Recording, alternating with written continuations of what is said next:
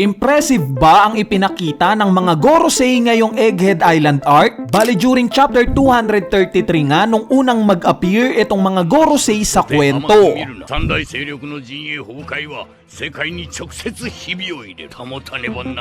At 900 chapters pa nga ang lilipas bago pa natin malaman kung ano ang mga kakayanan nila. At yes, ipinamalas nga nila yan ngayong Egghead Island arc. Pero dahil nga sa hindi inaasahang pangyayari na paglalabas ng ancient robot sa haki ni Joy Boy, nagawa nga niyang mapabalik itong mga Gorosei sa pinagmulan nila, which is sa Merijoa. Kaya naman sa video nga na to, dahil sa nararamdaman nating patapos na itong Egghead Island arc at probably hindi na babalik pa sa isla na to ang mga Gorosei, naisipan kong ang gawa ng performance analysis ang bawat isa sa kanila. Gaano ba kalakas ang ipinakita ng bawat isa sa kanila? At ano ang naging impact nila sa nangyaring Egghead Island arc?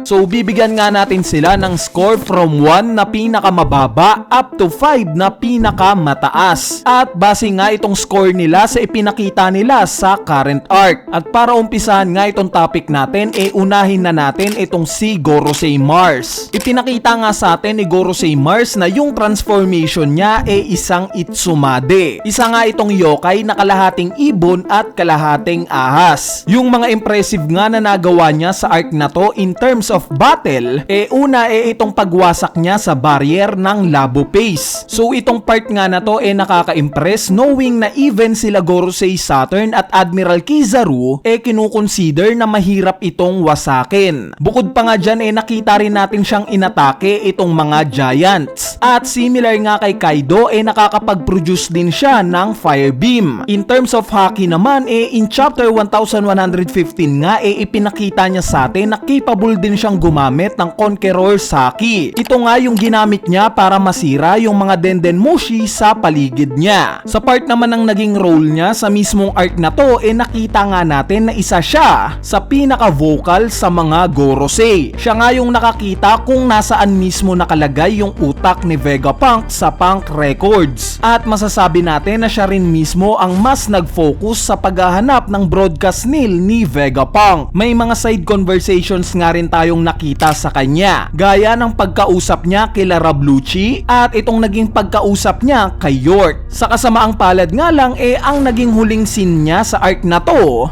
nung time na mag-combine attacks itong sila Luffy, Bonnie, Sanji at Frankie sa kanya. Pero nevertheless solid nga yung pinakita niya sa atin sa arc na to. Kaya naman overall nga kung bibigyan natin ng score ang naging performance ni Gorosei Mars, bibigyan ko nga siya ng solid 4. Ang sumunod naman sa listahan natin itong si Gorosei Jupiter. Unlike nga kay Gorosei Mars na very vocal at maraming ipinakitang screen time sa kanya, itong si Gorosei Jupiter nga kabaliktaran. Dahil ni isang word nga walang lumabas sa bibig niya. Yes guys, nonchalant nga itong si Gorosei Jupiter. In terms of battle naman dito nga lumamang ng konti si Gorosei Jupiter kesa kay Gorosei Mars. Dahil nasa sentro nga lagi ng labanan itong si Gorosei Jupiter. Gaya na lang in chapter 1110 kung saan nakita nga natin siyang aatakihin sana itong si Luffy. Pero dahil nga sa pagdating ng mga giants nagawa nga siyang mahiwa ng mga ito. Ang sumunod naman in chapter 1112 kung saan ipinakita nga niya na yung isa sa mga kakayanan niya ang humigop ng kahit anong bagay. Kumbaga nagiging vacuum itong bunganga niya. Sumunod naman in chapter 1116 kung saan hinigop niya itong mga Cyberpol agents. At yes, siya nga yung rason kung bakit nakita nating nahulog mula sa itaas itong mga Cyberpol agents sa mga sumunod na chapters. Ang next itong paghigop naman niya sa barko ng mga giants para pigilan silang makaalis. At lastly itong naging pag-atake niya sa ancient robot. So kung pag-uusapan nga yung performance niya in terms of battle, no doubt out na yung score niya 4 para sa akin. Since bukod nga sa pagpapakita niya ng mga kakaibang atake, wala nga siyang naipakitang successful na resulta. At dahil nga sa lack of dialogue niya sa buong arc na to, bibigyan nga lang natin siya ng score na 3. Ang sumunod naman sa listahan natin itong sanggang dikit ni Gorosei Jupiter sa arc na to, which is si Gorosei Mercury. Unlike nga kay Jupiter,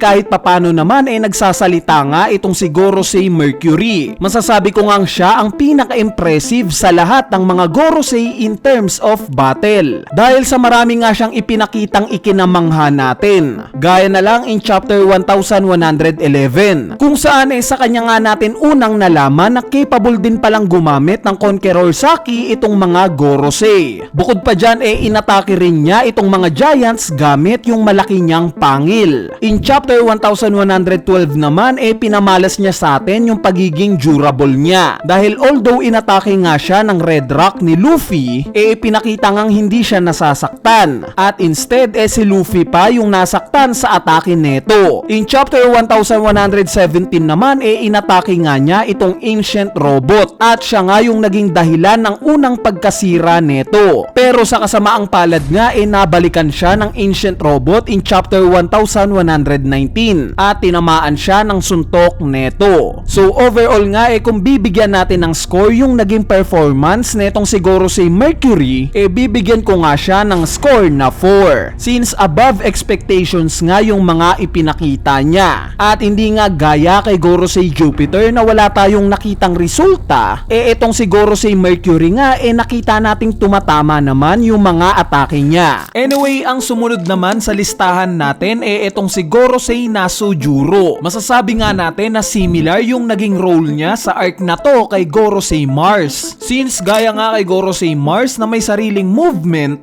ganito nga rin si Gorosei Nasujuro. Sa paglapag pangalang niya sa isla na to, ipinakita niya na yan sa pamamagitan ng mabilis na pag-ikot sa buong Egghead Island para atakihin itong mga pacifistas. So bukod nga kay Gorosei Saturn, itong si Gorosei Nasujuro pa nga lang ang nakikitaan natin ng hybrid form sa mga Gorosei. At nakita naman natin na mas komportable siyang gamitin ito unlike sa full yokai form niya. In terms of battle naman, nagpamalas nga rin ng lakas itong si Nasujuro. Gaya na lang ng pag-atake niya sa grupo nila Sanji, itong paghiwa niya sa mismong Labo Face, at itong naging pag-atake niya sa grupo nila Zoro. Ang pinaka nakaka-impress nga kay Gorosei Nasujuro sa arc na to yung battle IQ niya. Nakita nga natin yan during sa pressure sa kanila nung time na nagsisiwalat na si Vegapunk ng katotohanan sa mundo. Gamit nga yung bilis niya, iniwan niya na lang itong grupo nila Sanji para hiwain itong Labo Face sa pag-aakala na nandito yung broadcast nail ni Vegapunk. Meaning ganito na lang kabilis mag-isip in terms of battle itong si Gorosei Nasujuro. So overall nga dahil sa solid na battle prowess, role sa arc na to at talino niya sa pakikipaglaban, bibigyan nga natin siya ng score na 5. At lastly sa listahan natin itong si Gorosei Saturn. Out of 5 Gorosei nga siya ang may pinakamaraming screen time sa arc na to. Masasabi nga natin na dahil ito sa pagiging main villain niya sa arc na to. Since yung plot nga patungkol kila Kuma at Bonnie konektado sa kanya. In terms of battle at battle IQ naman hindi rin naman papahuli itong si Gorosei Saturn. Nakita nga natin yan nung time na magdesisyon na siyang isamon yung mga kapwa niyang Gorosei. Kaya naman overall nga dahil sa pagiging main villain niya sa arc na to, bibigyan nga natin siya ng score na solid 5. So in summary nga sa performance ng mga Gorosei sa arc na to, itong si Gorosei Mars nga binigyan natin ng 4. Si Gorosei Jupiter naman may score na 3. Samantalang sila Gorosei Mercury at Gorosei Nasujuro naman merong score na 4 at 5. At lastly si Gorosei Saturn bilang main villain sa arc na to may score sa atin na 5. Bali agree ba kayo sa mga score natin na to? Kung hindi at may iba pa kayong thoughts